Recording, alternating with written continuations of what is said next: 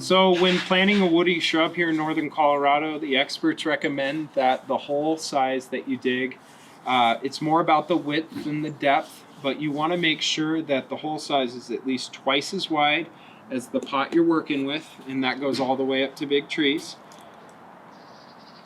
But the other thing is you want to make sure it does come to the accurate depth, but you want to make sure things get planted a little high. So we want to make sure that this plant sits just above the rest of the soil profile when he goes in the ground. So as you can see, it's this depth. When we put it in, you cannot see the top, and then we're going to backfill it and make sure that it's level with the ground.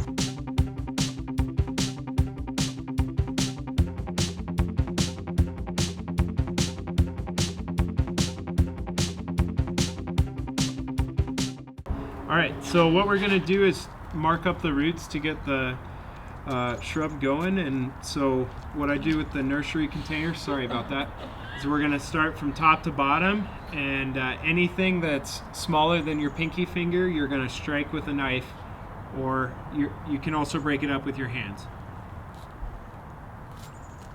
And you said you do this every 3 Hours around the clock. That's about, yep. And then the other thing I like to do is cut an X on the bottom, because Okay. a lot of times the roots like to bind at the bottom of the pot. So what we're gonna do is draw a big X on the bottom. And then this creates some wings that you can really get your fingers in and tear those roots open. And what we wanna do is kind of flare these out. Okay. And this is good for the plant? It does not hurt it? Yes, it does. So what we're doing is kind of telling these guys that they're going to have to move in different directions now. Let's make sure we get a little stuff under the bottom too. Cool. I'll give it something to start with. And then I'll hold it. Yep. And we can just start backfilling a little bit. Perfect.